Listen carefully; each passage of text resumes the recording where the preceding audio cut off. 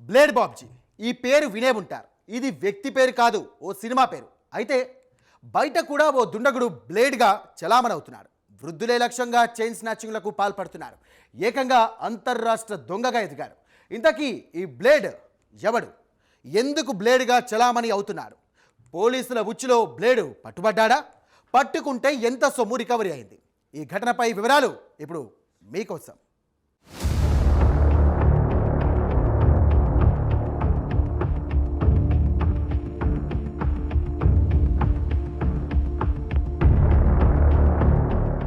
వృద్ధులు, మహిళలే లక్ష్యంగా దుండగులు రెచ్చిపోతున్నారు. చైన్ స్నాచింగ్లే లక్ష్యంగా దోపిడీలకు పాల్పడుతున్నారు. బంగారం ధరించి బయటికి వెళ్లాలంటే వణికిపోతున్నారు. తాజాగా ఉమ్మడి ప్రకాశం జిల్లాలో చైన్ స్నాచింగ్ ఘటనలు ప్రజల్లో భయాందోళనలు కలిగిస్తున్నాయి. ఒంటరిగా తిరిగే మహిళలు, వృద్ధులను లక్ష్యంగా చైన్ స్నాచింగ్లకు పాల్పడుతున్నారు. ఈ కేసులో ఓ అంతర్రాష్ట్ర దొంగను పోలీసులు అరెస్ట్ చేశారు.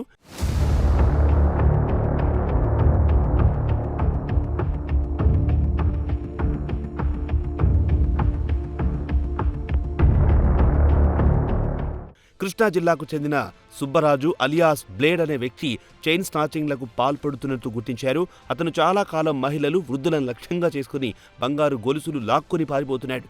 రాష్ట్ర వ్యాప్తంగా అతనిపై ఇప్పటికే 22 చైన్ స్నాచింగ్ కేసులు నమోదైనట్లు పోలీసులు వెల్లడించారు.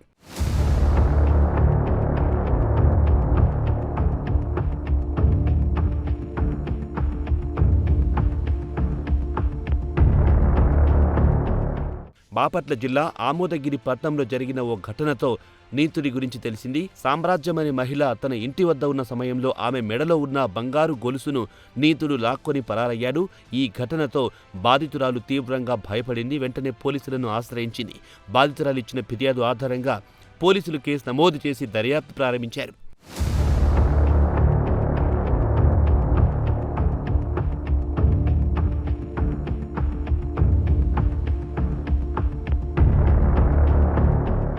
ఘటనను సీరియస్గా తీసుకున్న వేటపాలెం పోలీసులు ప్రత్యేక బృందాలు ఏర్పాటు చేశారు.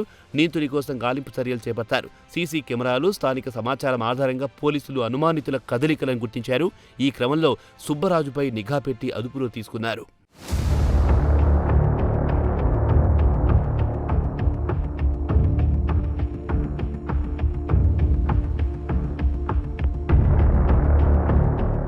నిందితుడిని పోలీసులు విచారించగా సంచలన విషయాలు వెలుగులోకొచ్చాయి. ఒంటరిగా ఉండే మహిళలు, వృద్ధులను సుబ్బరాజు టార్గెట్ చేస్తూ చైన్ స్నాచింగ్లకు పాల్పడేవారన్నారు సిఐ శేషగిరిరావు. పలు జిల్లాలో ఇదే తరహా నేరాలు చేసి పోలీసులకు చిక్కకుండా తిరుగుతున్నట్టు తెలిసింది. నిందితుడి నుంచి పోలీసులు సుమారు 52 గ్రాముల బంగారాన్ని స్వాధీనం చేసుకున్నారు. ప్రస్తుతం నిందితుడిపై కేసు నమోదు చేసి కోర్టులో హాజరుపరచనున్నట్లు అధికారులు వెల్లడించారు.